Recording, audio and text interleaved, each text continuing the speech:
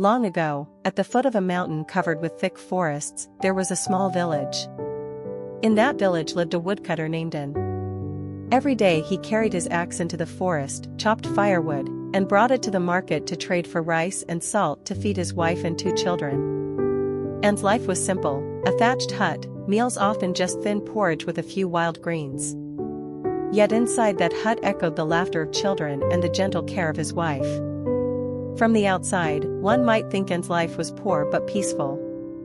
But in his heart, it was not so. In the same village lived his childhood friend, Locke. When they were boys, An and Locke played in the fields, bathed in streams, and picked wild fruit together. But as they grew up, their paths diverged. An chose the hard life of a woodcutter. Locke, sharp and quick in trade, became a wealthy merchant. Locke's house was roofed with red tiles, his granaries were full, his stables overflowing with cattle. Servants bustled about, carts came and went. Every time An walked past, he lowered his head and sighed. A heavy thought pressed upon him. Locke and I are the same age, from the same village. Yet he enjoys wealth and honor, while I remain a poor woodcutter. That thought grew heavier with each day. The firewood on his back weighed less than the burden of comparison in his heart. An's wife, An, often comforted him. "My dear, though we are poor, our children are healthy, our humble meals are shared together.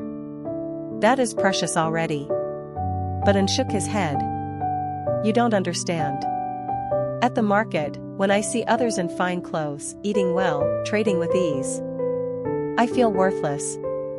And so, comparison gnawed at his soul day after day. One late autumn afternoon, with the forest whispering in the wind, An went to cut wood as usual. Choosing a dead ancient tree, he swung his axe. Suddenly, beneath the roots and fallen leaves, a strange light shimmered. Curious, An brushed aside the soil and leaves. There lay a gem, as large as his fist, glowing with a cool blue light, clear as spring water. His heart pounded. Never in his life had he touched anything so precious. "This is it," he thought. "My chance to change my fate. With this gem, I'll never be beneath Locke again." He hid the gem in his shirt, hurriedly gathered firewood, and returned home. That night, when his family slept, An secretly brought out the gem. Its glow lit up the poor hut, making the thatched roof shine as if gilded with gold. An's mind raced with visions, tiled houses, silk robes, stables full of cattle, servants at his command. But soon fear crept in. If people know I have such a treasure, thieves will come. Officials will question me. Will I even live to enjoy it? From that day, peace left him. By day in the forest, he feared discovery. By night in bed, he feared thieves lurking. The joy of the gem was smothered by anxiety. One night, in a dream, he saw an old man with white hair and kind eyes. The elder asked, "Why do you keep this gem?"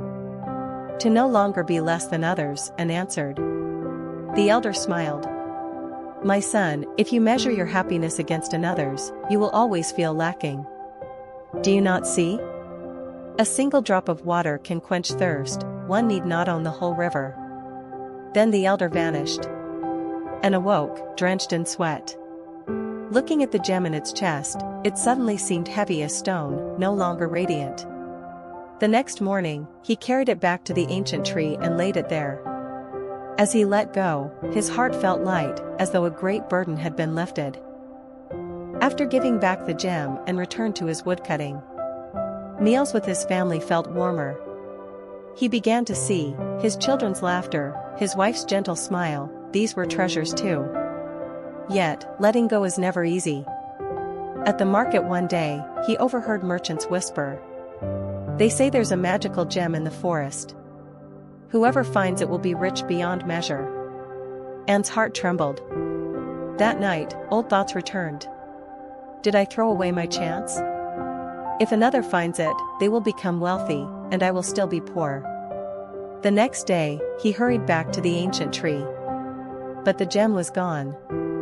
He sank to the ground, torn between regret and longing. Again, the old man appeared, voice calm. "Have you returned to seek the gem?" "Yes, master," and confessed, "I fear I'll remain poor forever." The elder gazed at him. "Poverty or wealth is not in the gem but in your heart. If you always compare yourself to others, even a mountain of gold will not satisfy you. If you cherish what you already have, even a simple meal of greens is enough." Tears welled in Anne's eyes. He bowed his head, silent. A year later, drought struck the village. The fields cracked, rice failed to ripen, and hunger spread. Locke, wealthy as ever, had barns full of grain. Yet he locked them tight, fearing loss, fearing thieves, fearing beggars at his gate. The more he had, the more restless his nights. Meanwhile, Anne still chopped firewood daily, traded for rice, and shared what little he could with neighbors worse off than himself. Villagers, moved by his kindness, praised him. "You are poor, yet your heart is rich. You are wealthier than anyone." News of this reached Locke. Restless, he sought Anne and admitted, "Anne, I have more riches than you, yet you seem far more at peace. I worry for my wealth, afraid of loss. You, though poor, are loved by all. Tell me, what is your secret?" Anne smiled gently. "Secret? Only this, I stopped comparing. When I no longer saw myself as less than others, I realized I already had enough." Locke stood in silence, shaken. From then on, villagers often came to Anne, seeking his wisdom. He never preached, only shared the tale of the gem beneath the ancient tree.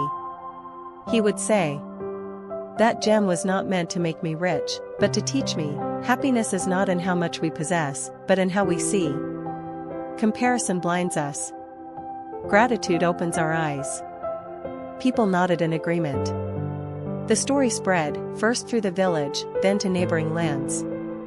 Soon, none called him the poor woodcutter anymore. They called him the man who keeps the gem in his heart. And so, without wealth or treasure, Anne became the richest of all, rich in peace, rich in kindness, rich in the wisdom of knowing what it means to have enough.